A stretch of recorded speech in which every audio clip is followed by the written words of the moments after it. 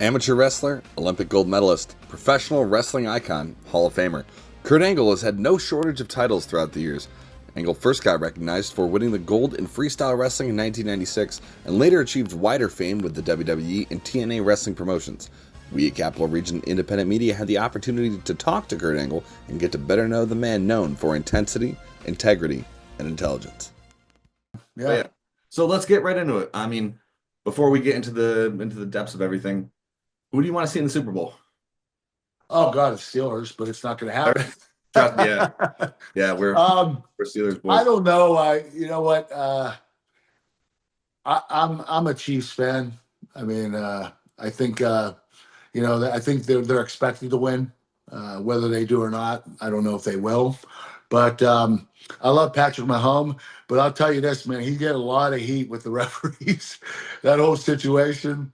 They talk about it every day. Like, you believe if they were talking about some of the playoff games where the quarterbacks were getting hit late. Yeah. And they're like, if they would have done this to Patrick Mahomes, they'd be fined $200 million and suspended for 2 games. So it's just crazy how they're making Patrick Mahomes look like the referees absolutely love him because he's so good. Yeah, I mean, you can't really mess with success. You can't, especially Patrick. He's the man. So before we get into the real meat of everything, you've done a few interviews. I watched bits and pieces from Chris Van Vliet and perhaps many others. What's the one question you're sick of having to answer? I don't know. I'm not really sick of anything. I don't know. I would have to say I'm not sick of talking about my Olympic career. I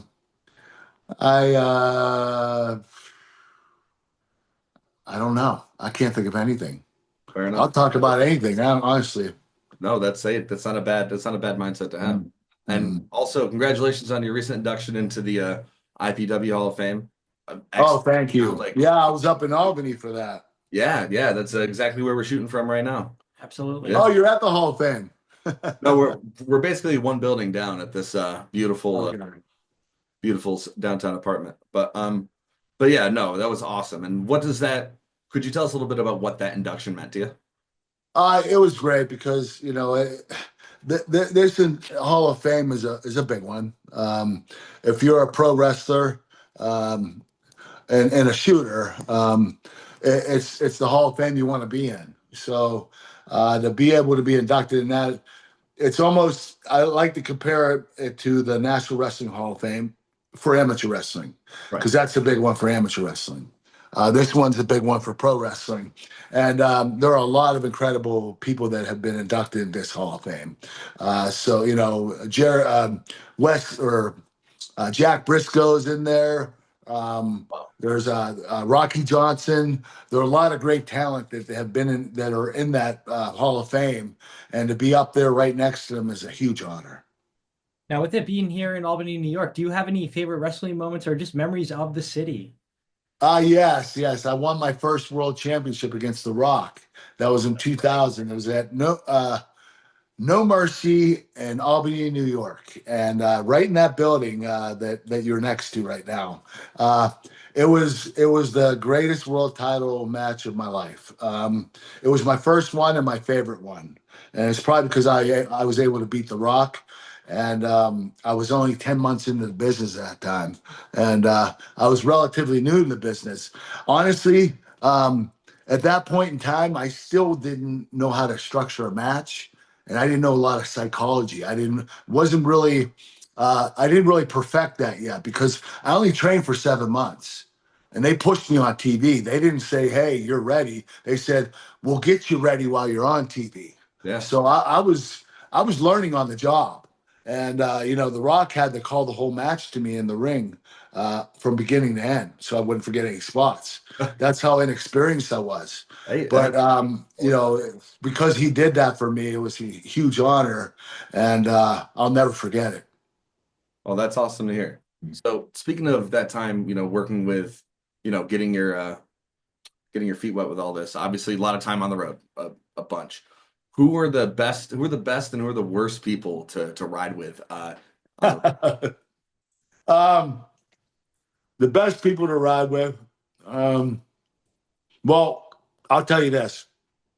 I was the worst one to ride with. Yeah. And the reason why is I because I was kind of like the leader, one of the leaders in the locker room.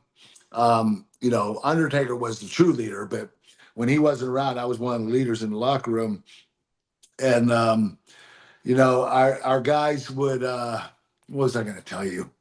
What was the question again? No, who the best and worst people to ride with on the road?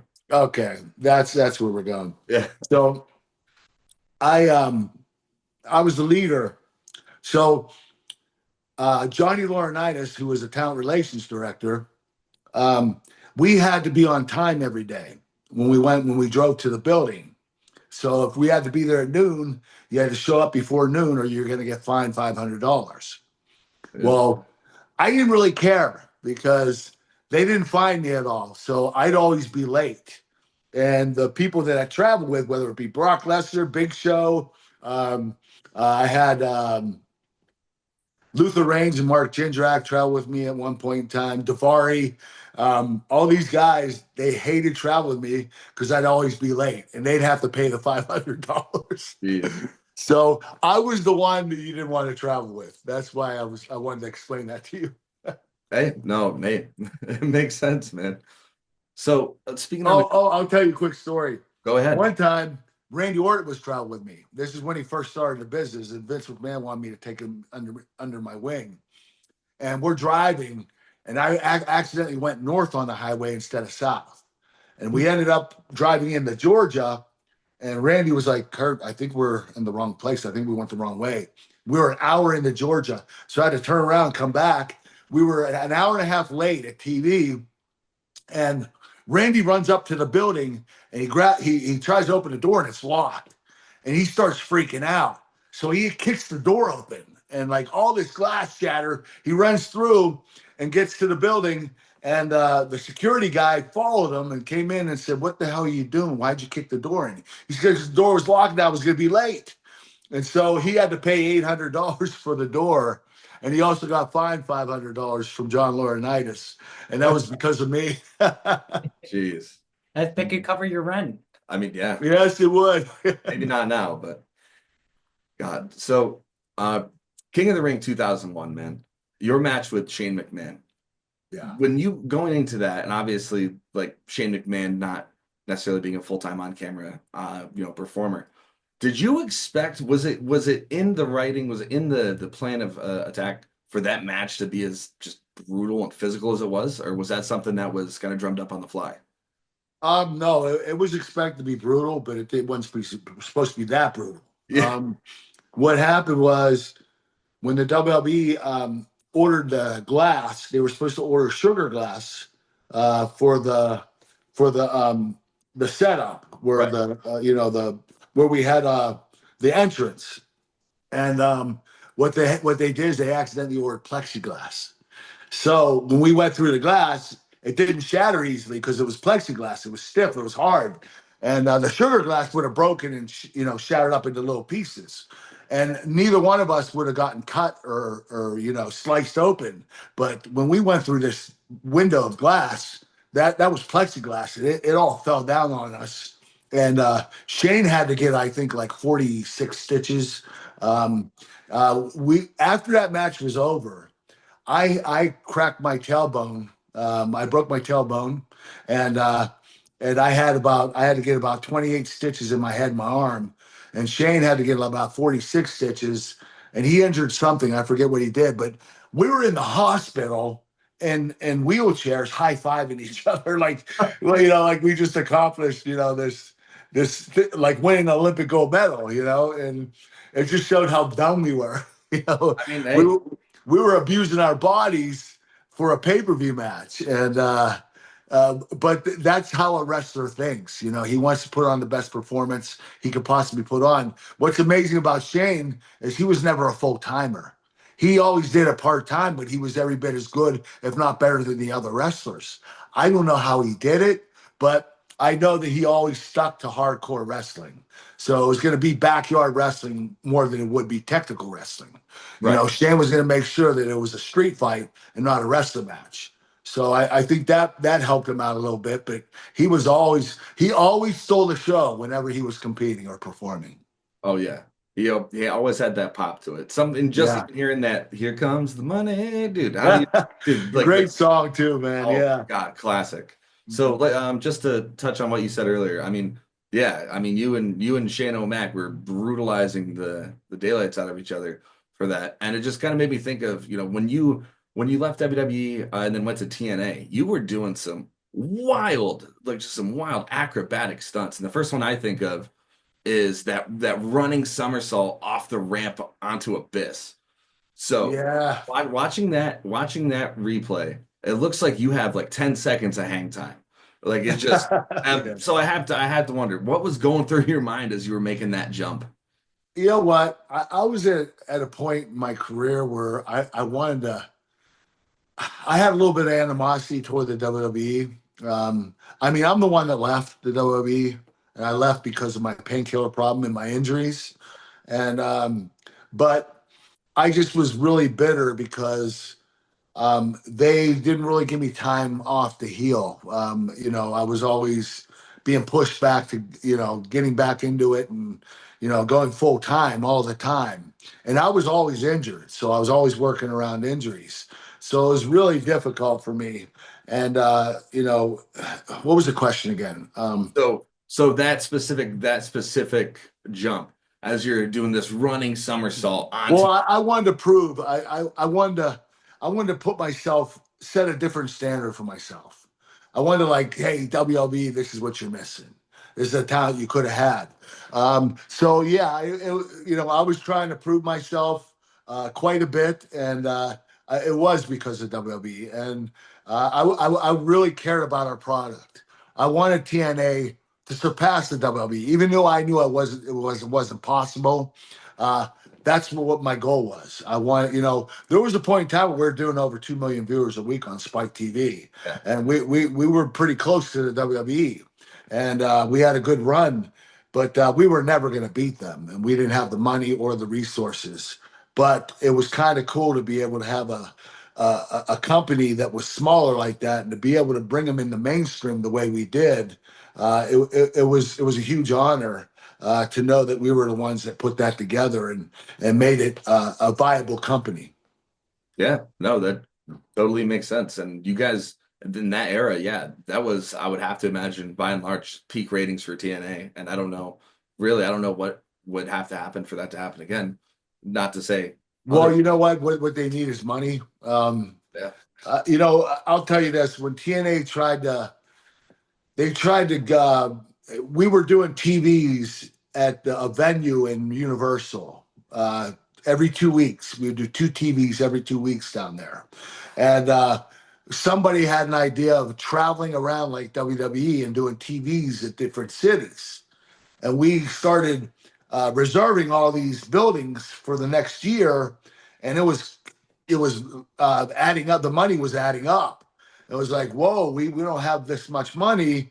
We're not going to be able to keep doing this unless we fill the arenas. And we weren't filling the arenas. We were only getting a couple thousand people. yeah, So we were losing money while we were traveling around trying to do TVs every week. It just wasn't working. And because of that, TNA took a dive. And that's when the product went downhill a little bit. And they had to reposition themselves and go back to Universal Studios, do the shows over down there again, and put themselves back in the same position they were before. They took a chance, it didn't work, and that's why they continue to do the Universal Studios TV shootings. But now I believe they are traveling around. Uh, I don't know if they do. I don't know if they tape their TVs or if they do them live. I'm not sure, but we tried to make it like WWE, and it just wasn't working. fair enough. Yeah. I mean, dude, that era. I mean, well, you were watching. Yeah, of course. I was a big TNA guy because I was like primetime, well, OG AJ Styles era, Christopher Daniels, stuff like that. AJ was the man. Oh yeah, yeah, Yeah. and then like and the way he reinvented himself in the WWE was incredible. Yeah. Yeah. But Competition's good too. It's nice to see something different when you've been watching the same programming from the Attitude Era on, you know? You're right, man. You're right. It is good. And we're able to provide that. yeah, and like I was saying earlier, like the amount of intensity you were bringing to during your run in TNA, some of the just crazy acrobatic stuff, just the like you were just the way you threw the straps down and were just yelling into the void. It was Yeah. a level of intensity, and it's one of the three eyes for a reason. Yeah. So, Yes, it was. I No, mean, I enjoyed playing that character, and it was a lot of fun. But there was a reason for it. I was trying to, say, "Hey, WWE, this is what you're missing." yeah, that makes sense. So on that, how do you apply the three I's, intensity, integrity, and intelligence, to your life outside of sports? Oh gosh. Well, I didn't come up with that. Actually, Yeah, I was told it came from a TV show. Uh, Michael J. Fox was in the TV show, and I forget it was a family show. I can't remember what it was called. But Vince McMahon told me, he said, "Listen, you're going to be an Olympic gold medalist, and this is what your character is going to be. It's going to be you. You're going to be an Olympic gold medalist. You're going to be a man of the three I's: intensity, integrity, and intelligence. But you won't actually practice that. There are going to be times where you're doing the opposite, and you're still preaching the three I's to the fans." And then the fans are going to hate you for it. And I was like, "Vince, there's no way these fans are going to hate me. I'm an Olympic gold medalist." He said, "Trust me, they will hate you." And he was right. They hated my guts. Yeah, you're not kidding.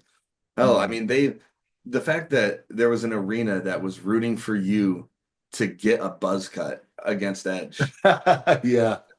Yeah, and I mean, did you feel like that I just remember watching it happen on that pay-per-view. I like was that a tipping point for your career and the non-wrestling aspects of the physicalness, but being able to work a show more? You know what? It was it, it well the whole reason why that occurred is Vince McMahon was like, "Listen, your hair is thinning really quickly." He said, I think you need to shave your head bald." I was like, "Okay, I'm cool with that." And so he says, "Okay, but listen, well, I'm gonna bring Edge into the office while you're in here, and we're gonna tell him that he's losing his hair." so So he brings him in. And he says, "Listen, you two are going to have a hair versus hair match. And Ed, you're going to lose. And Kurt's going to shave your head." He tells us that 5 days before the pay per view. So for 5 days, Edge thinks he's losing his hair. And he's so sad. He's so upset. He actually called me in the middle of nowhere during that week and said, "Hey, I, I don't look good with my head bald." I said, "How do you know?"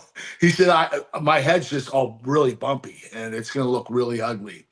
And I was like, "Well, you're going to have to deal with it." So we get there and we get to the pay-per-view, and Vince doesn't tell Edge until 5 minutes before we went out there. He said, "Edge, Kurt's actually losing. You're going to beat him and you're going to shave his head." He was so excited. You know what? The whole day, um, Edge was up in the rafters. He didn't want to be near anybody. He was so upset about him losing his hair. He was up there alone, up in the stands at the very top, staying away from everybody. He might have been crying his eyes out. I didn't even know what was going on. But that poor kid, man, Vince ribbed him tremendously by telling him he's going to lose his hair. And you know what? Edge has some pretty damn good looking hair too, man. It's thick as hell.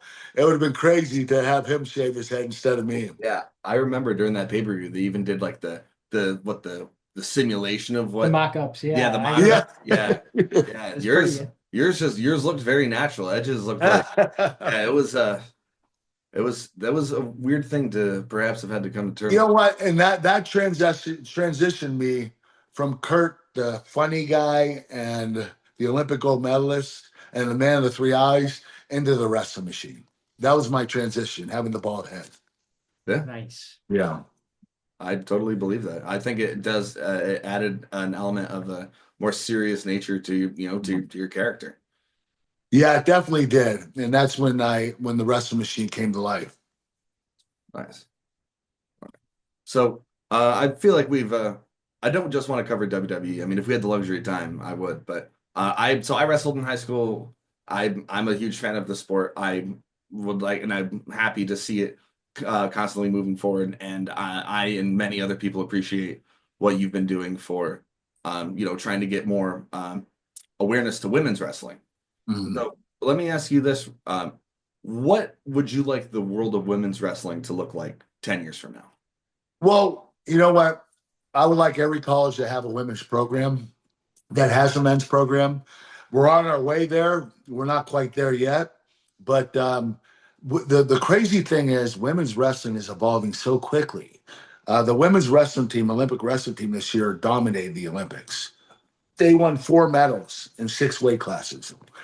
They totally dominated, and the men's wrestlers won three medals, and the Greco-Roman wrestlers didn't win any. But so the women's wrestling has been a clear leader as far as Olympic sports are concerned for women.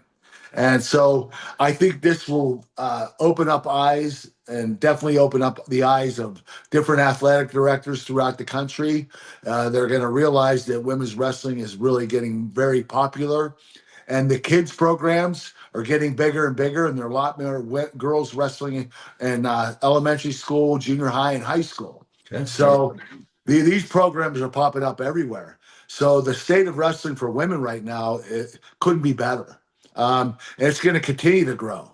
And that's why I'm here. I'm actually supposed to raise money for USA Wrestling for their men's and women's Olympic freestyle wrestling teams and the men's Olympic Greco-Roman wrestling team. I'll tell you something you guys that probably don't know.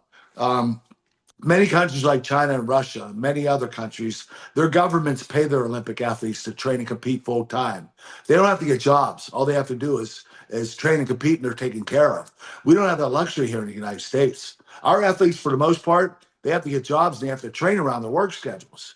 So if they're able to, if they're working 8 to 10 hours a day, they're only going to be able to train 2, 3, 4 hours tops. And that doesn't fare well for an Olympic athlete. These athletes need to be training 11, 12 hours a day. So I'm here to raise money for USA Wrestling so the athletes don't have to get jobs, not this year or next year. For the next 3 years, I want them to train and compete full time and not have to worry about anything else. And I want everybody to go to kurtangle.org. That's kurtangle.org. I'm actually the chairman of the Winners Podium for USA Wrestling, and I'm here to raise money for USA Wrestling. If you go to that link, kurtangle.org, you can tap that link and donate whatever money you can. I promise it will come to good use. These athletes need money to live on. All they need is enough to make ends meet, just so they can just train and compete full time and not have to worry about anything else. Yeah. Got to support man's oldest sport. Definitely. Yes, it's right. It's man's oldest sport. It's the best sport in the world. So we got 2 more quick questions for you, and then I think that's going to be our time. So Okay. we're obviously New York State. So this year, NISFA, like the athletics board, takedowns went from being worth 2 points to being worth 3, and the idea behind it is that they hope it would encourage more offensive matches. Do you think that's going to work? Do you think that do you think it's a good change? Yeah, I do. Because I'll give you an example. If you take a guy down and he escapes, it's 2-1. Right. Okay. Let's just say that you're the aggressor, you were leading by 2, or you're the one that scored the 2 points, and your opponent scored the 1 point with an escape. The next period, the guy that has 1 point escapes again. Now it's 2-2. Right. But the wrestler that scored the takedown, he's not good on the bottom, so he picks neutral. Now it's 2-2, and if the match ends up in a tie, it's a tie. Yeah. Okay, and the one guy took the person down. He was the dominator. He was the aggressive person. He ends up tying the match because he can't get out from bottom. So what I'm saying is, you give these wrestlers 3 points for a takedown, and that 1 point for escape's not going to make a difference anymore. Yeah. So I think by showing that you're more of the aggressive wrestler, you should get 3 points instead of 2, because if you only get 2, if the match is really close, it could end up in a tie. Yeah. And so I think that's the right call for what they did. Yeah. I mean, there's the old adage that my wrestling coach, Bob Dykle, who after 40 years coaching in upstate New York, just retired a year ago. Right. One of my favorite things he always said was offense wins championships, defense wins ties. And Yep. always rode with that. Even wrestling heavyweight, we were told to just be the aggressor. But yeah, awesome. So Frankie, close us out. We got one more question for Kurt before we let him get on to the rest of his day. Absolutely. This is a fun question, completely off topic here. What is your opinion on the Reuben sandwich? On the what? The Reuben sandwich? The Gruben sandwich? Reuben. A Reuben? Reuben. You mean like, is this like a popular thing going on right now? We're trying to make it a popular thing. Oh, Reuben. Now that's corned beef, right? That's corned beef, sauerkraut, Swiss cheese, Russian dressing. Actually, you know what? It sounds really good, and I'd love to have it right now. That's what I think about it. Well, hey, we'll let you go get one, man. Hey, Kurt, All right. seriously, man, this was awesome. Thank you so much for your time, and we will be sure to plug kurtangle.org for the world. Got to keep wrestling in the Olympics. Let's support it. Let's get these athletes funded. Yes, sir. Thank you very much. Thank you for your time, man. All right. Take care, guys. You too. Yeah.